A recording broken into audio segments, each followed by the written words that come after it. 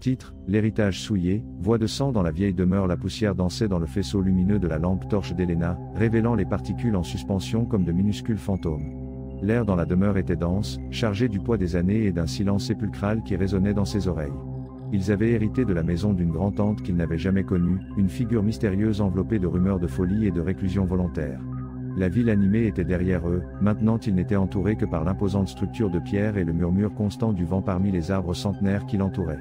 « Es-tu sûr de vouloir faire ça ?» demanda Marcos, sa voix à peine un murmure dans l'immensité de l'entrée. Helena acquiesça, avalant sa salive. L'héritage était tentant, une maison énorme, avec des terres étendues, idéale pour échapper au rythme effréné de la vie moderne. Mais c'était aussi inquiétant. Les photos qu'ils avaient vues avant d'arriver montraient une édification imposante, certes, mais avec une atmosphère oppressive, presque menaçante. « Nous avons besoin d'un changement, Marcos. Et de plus, nous ne pouvons pas simplement la laisser pourrir, répondit Helena, essayant de paraître plus sûre d'elle qu'elle ne l'était réellement. La demeure les accueillit avec une odeur range d'humidité et de vieux bois. Des meubles recouverts de draps blancs se dressaient comme des spectres silencieux dans la pénombre. Helena alluma une autre lampe torche et ils commencèrent à explorer. Chaque pièce était un écho du passé, des portraits décolorés d'hommes au regard sévère, des bibliothèques remplies de livres aux couvertures de cuir craquelé, et des vitrines avec de la porcelaine délicate et poussiéreuse. Dans le salon principal, ils trouvèrent un grand portrait à l'huile. Il représentait un homme au visage anguleux et aux yeux pénétrants, vêtu d'habits d'époque. Une plaque dorée sous le portrait l'identifiait comme Samuel Blackwood, le fondateur de la famille et le constructeur de la demeure.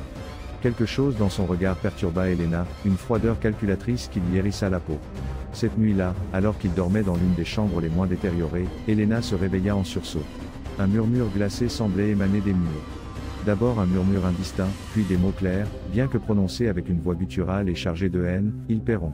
Ils paieront pour ce qu'ont fait mes ancêtres. » Elle réveilla Marcos, qui, logiquement, attribua le son à un rêve intense. Mais à mesure que les jours passaient, les phénomènes s'intensifiaient. Des objets qui changeaient de place, des portes qui s'ouvraient et se fermaient seules, et le murmure constant, de plus en plus fort et menaçant. Helena commença à se sentir observée, comme si une présence invisible la suivait à chaque pas. Un après-midi, alors qu'elle explorait le grenier, elle trouva un vieux coffre en bois caché sous une pile de tissus poussiéreux. Avec difficulté, elle l'ouvrit.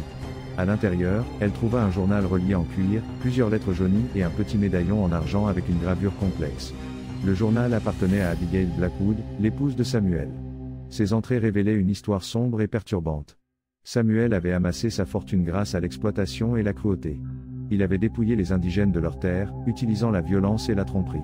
Abigail, tourmentée par la culpabilité et l'horreur, avait tenté de dénoncer ses crimes, mais Samuel l'avait réduite au silence, l'enfermant dans le grenier et la déclarant folle. Les lettres confirmaient l'histoire d'Abigail. C'étaient des suppliques désespérées à des amis et à des membres de sa famille, demandant de l'aide pour échapper à la tyrannie de Samuel. Mais aucune d'entre elles n'était parvenue à destination. Samuel les avait interceptées et détruites, isolant complètement sa femme. Le médaillon, Helena le reconnut, était le même qu'Abigail portait sur un petit portrait qu'ils avaient trouvé dans l'une des chambres. En le touchant, elle sentit un frisson parcourir son corps. Cette nuit-là, la présence se fit plus palpable. Le murmure se transforma en un cri furieux. Les murs tremblaient et les meubles vibraient. Helena et Marcos se réfugièrent dans le salon principal, tremblant de peur. Soudain, le portrait de Samuel Blackwood tomba au sol avec fracas. Le verre se brisa et la peinture se craquela, révélant une image cachée dessous, le visage d'Abigail, déformé par la souffrance et la folie. La voix résonna dans la pièce, plus forte que jamais, « Justice.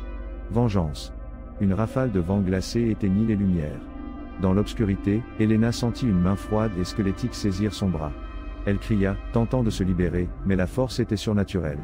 Marcos alluma sa lampe torche, révélant une scène terrifiante. Une figure spectrale, vêtue de haillons, se dressait devant eux.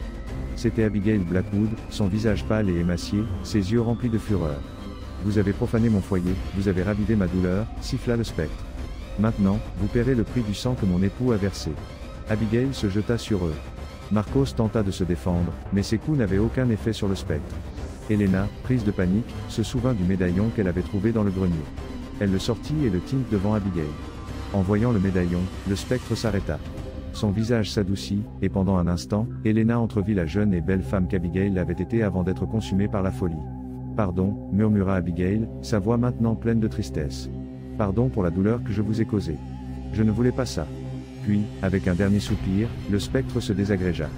Le vent cessa, les murs arrêtèrent de trembler, et la demeure resta dans un silence absolu. Elena et Marcos restèrent là, tremblants et essoufflés, en train de traiter ce qui venait de se passer. Ils savaient que la demeure continuerait à garder des secrets, mais ils savaient aussi que la vengeance d'Abigail avait été satisfaite. Ils décidèrent de rester dans la demeure, non pas pour l'exploiter, mais pour honorer la mémoire d'Abigail. Ils enquêtèrent sur l'histoire de Samuel Blackwood et exposèrent ses crimes à la lumière publique. Ils donnèrent une partie de la terre à la communauté indigène, comme une façon de compenser le dommage que Samuel avait causé. La demeure, bien qu'elle restât imposante et mystérieuse, n'était plus un lieu de terreur. C'était un monument à la souffrance, mais aussi à la justice et à la rédemption. Et Elena et Marcos, les nouveaux gardiens de l'héritage souillé, s'assurèrent que l'histoire d'Abigail Blackwood ne soit jamais oubliée. Parfois, la nuit, Elena jurait entendre un doux murmure dans le vent, non plus un cri de vengeance, mais une reconnaissance silencieuse.